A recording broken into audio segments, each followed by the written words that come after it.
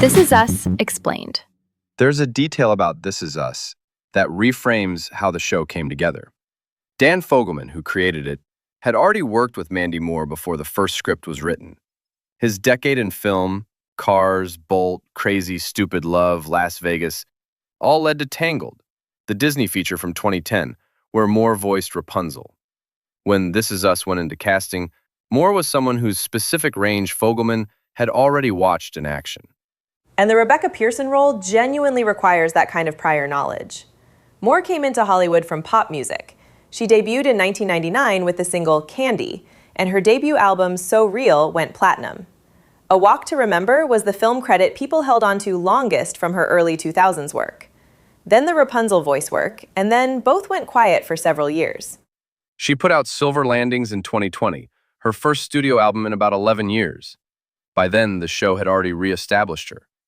What's specific to This Is Us is that Moore sings on screen as Rebecca, drawing on an actual capability rather than approximating one.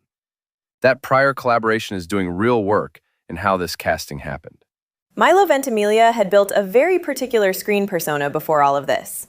He was Jess Mariano on Gilmore Girls starting in 2001, the brooding bad boy, a fan favorite that ran across multiple seasons. He came back for the Netflix revival in 2016, the same fall This Is Us launched. Between Gilmore Girls and This Is Us, there was Heroes on NBC. He played Peter Petrelli 4 seasons starting in 2006. Rocky Balboa that same year as Rocky Jr. opposite Stallone. He voiced Wolverine in the Marvel anime series. Frank Darabont's short-lived neo-noir Mob City on TNT. The consistent through-line? Intense, brooding, the complicated or damaged romantic lead. The role of Jack Pearson asked him to go somewhere completely different, a quieter register, steadiness over intensity.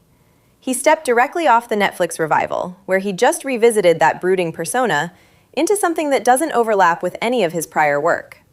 Sterling K. Brown enrolled at Stanford as an economics major, did a Federal Reserve internship he found catastrophically dull, and switched to acting as a freshman. He graduated in 1998 and went into regional theater, spending years in New York building a stage foundation while the television world hadn't figured out what to do with him. The 2002 Broadway season in particular is striking. He was in a production of Brecht's The Resistible Rise of Arturo Ui with Al Pacino, Paul Giamatti, Steve Buscemi, and John Goodman.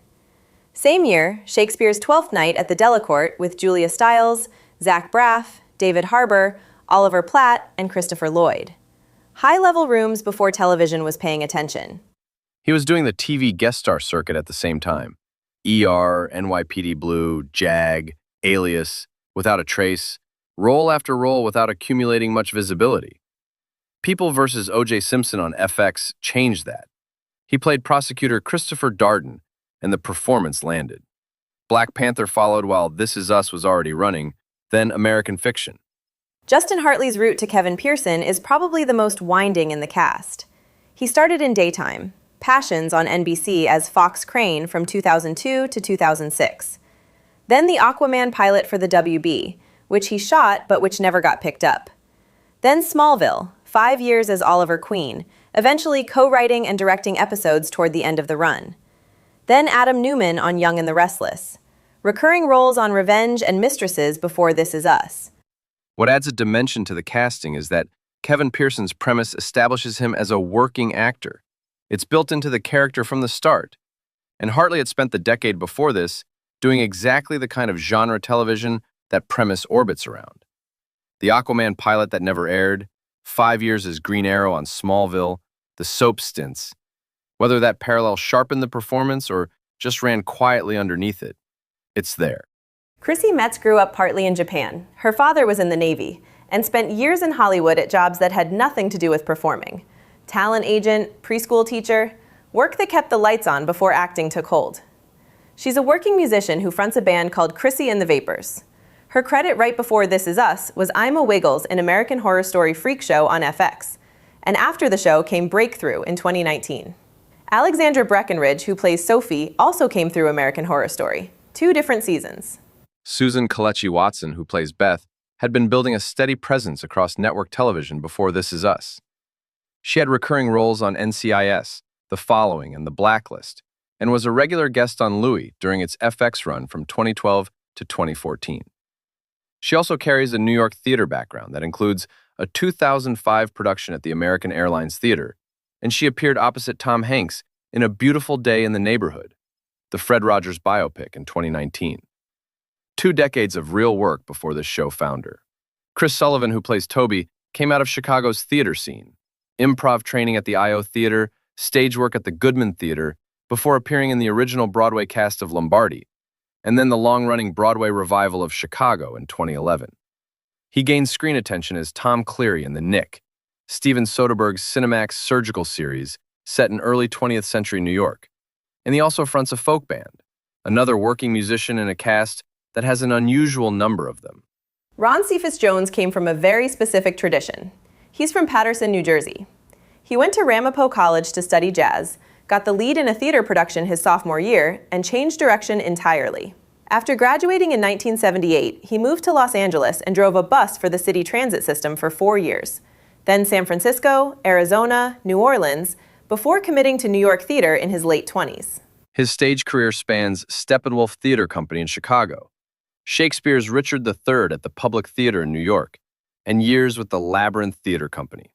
On film, Spike Lee's He Got Game in 1998, Woody Allen's Sweet and Lowdown the year after, Half Nelson in 2006, Across the Universe in 2007.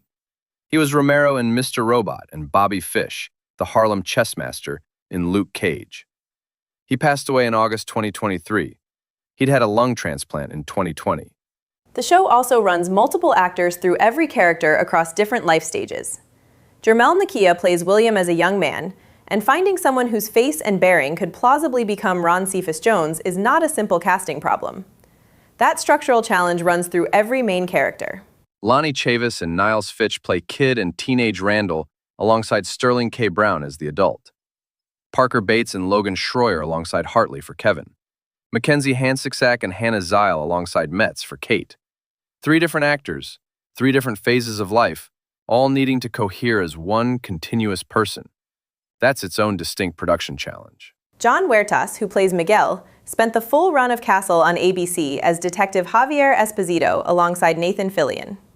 Gerald McRaney, who plays Dr. K, brings 4 decades of lead television, Simon & Simon, Deadwood, House of Cards, into a handful of episodes here. Looking at this cast whole, Moore from pop music, Brown from stage and prestige cable, Ventimiglia and Hartley from genre television, with established personas the casting deliberately reversed.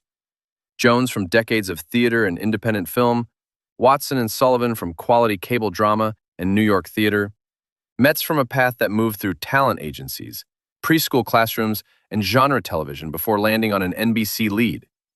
Fogelman assembled all of this from instincts he'd spent a decade developing in animated features. No 2 routes to this show are the same.